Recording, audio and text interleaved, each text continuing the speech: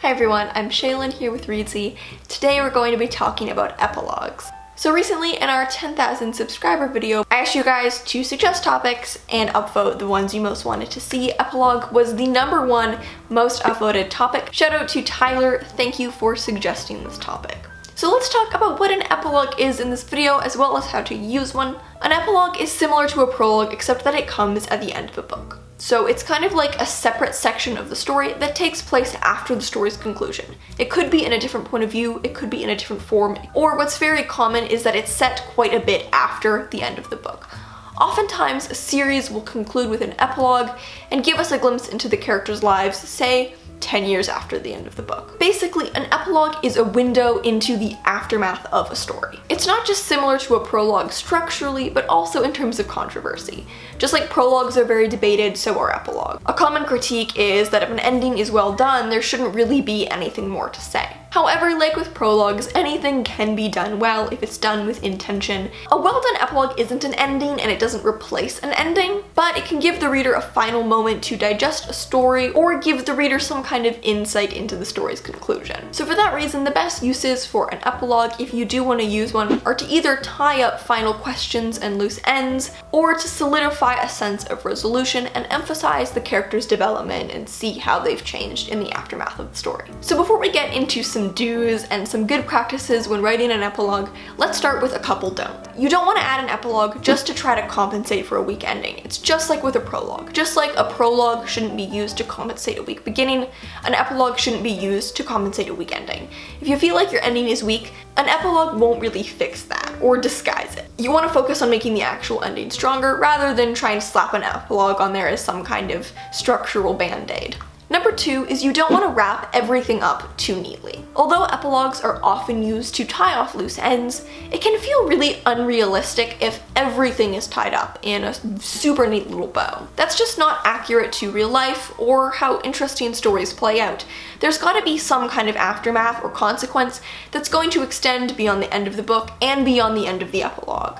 If there's nothing left for the reader to imagine beyond the epilogue, it can just feel kind of unsatisfying. So don't try to tie everything up too neatly, because it removes the richness from the characters' lives. We want to feel like their lives and their characters are going to continue to evolve even after the end of the story. And finally, you don't want to be extraneous. If you've wrapped everything up effectively without an epilogue, then you probably don't need an epilogue. In fact, it's fair to say that most books don't need an epilogue. Sure, you always could explain where the characters are 20 years later, but if you don't need to and if it doesn't add anything to the reading experience, then it's probably fine to just leave the book at its natural ending. So that said, here are some good practices to consider when writing epilogues. #1 is use an epilogue to contribute to and highlight your character's development. Naturally, if a character goes through a rich and complex evolution over the course of a story, which we want them to, they're going to continue to develop and be affected by the story far into the future.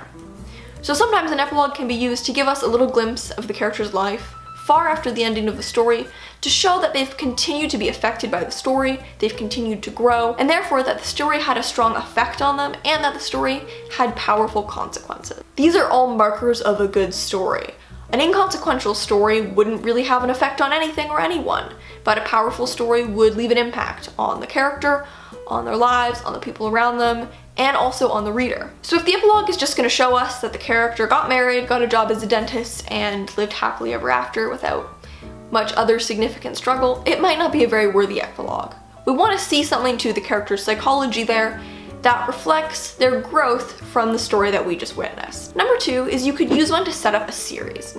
A lot of epilogues are used to wrap things up, but in some cases an epilogue could be used to open up a new storyline. Say you want to write a sequel or a spin-off series, but you've reached the natural ending of the first arc, or maybe it's the first book in a series and you want to leave it feeling like a complete storyline. So you write an ending that wraps things up pretty adequately and feels like a satisfying end of maybe a standalone novel. Now you want to find a way to hint to the reader that there's more to follow. You might include an epilogue that introduces a new character or a new problem, just to hint to the reader that even though this story is over, there is going to be more to follow. It's a way of nudging a door open for another book or a series without ending on a cliffhanger or ending without much resolution. You can also use an epilogue to conclude remaining tension. Now, of course, it's okay to still have a little bit of tension open at the end of a novel, But say you had a novel ending that was very high energy, very high suspense, and there was really never a moment to deal with a more quiet or personal matter, and you don't want to leave the reader still feeling kind of breathless at the end of the book. You just want to give them a moment to rest.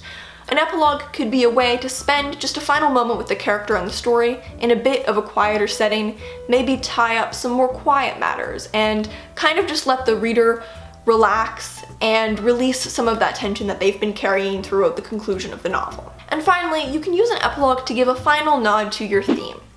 Like I mentioned earlier, a great use for an epilogue is to show us how the characters changed.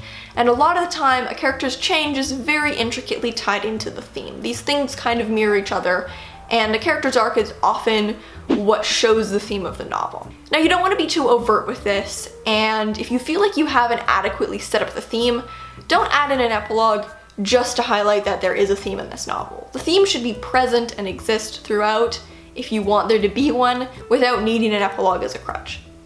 But an epilogue can give a final little nod or cap off to the theme, maybe even by slipping into a different point in time or a different point of view, or even using a different form. Say we end with a letter from someone.